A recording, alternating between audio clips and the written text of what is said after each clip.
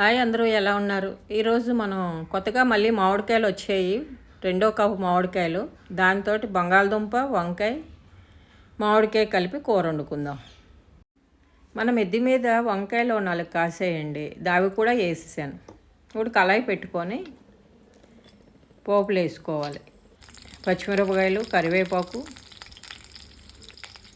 వెల్లుల్లిపాయలు వేసుకొని ఈ వంకాయలు పాలంగా ఎందుకు కోసానంటే అవి మెత్తగా అయిపోతాయి, చాలా మెత్తని ఆ కాయలు, అందుకని అలా గంటు పెట్టుకొని కాయ పాలంగా వేసుకున్నాను. తర్వాత బంగాళదుంపలు వేసుకొని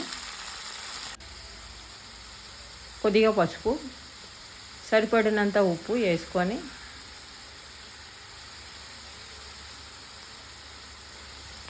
ఒకసారి కలిపి మూత పెట్టుకోవాలి. కొద్దిగా మగ్గింది లేనిది చూసుకొని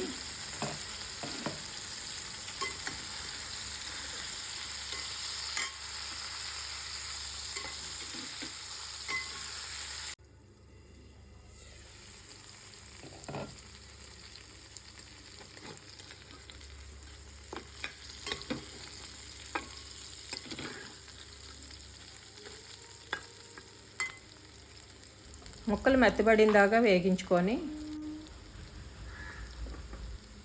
ఒక స్పూను ఉల్లి పేస్ట్ వేసుకొని కలుపుకోవాలి. ఈ ఉల్లి పేస్ట్ మన ఛానల్లోని అప్లోడ్ చేసాము, చూసుకోండి. కొద్దిగా వెల్లుల్లి పేస్టు వేసి బాగా కలుపుకొని బాగా వేగనివ్వాలి. ఉల్లి ఎంత బాగా వేగితే అంత బాగుంటుంది ఏ కూర అయినాని, ఉల్లి వాసన రాదు కూడా.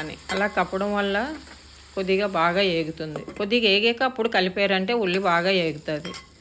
ఇప్పుడు ఏగిన తర్వాత మామిడికాయ ముక్కలు వేసుకొని ఒకసారి మూత పెట్టుకోండి. మామిడికాయ ముక్కలు కొద్దిగా మెత్తబడిన దాకా మగ్గనిచ్చి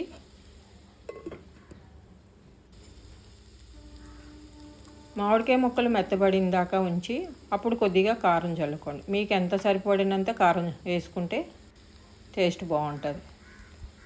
వేగిన తర్వాత కొద్దిగా చిన్న గ్లాసు నీళ్ళు వేసుకొని కూర దగ్గర పడిన దాకా ఉంచుకోండి. బంగాళదుంప, వంకాయ, మామిడికాయ కలిపిన కూర రెడీ.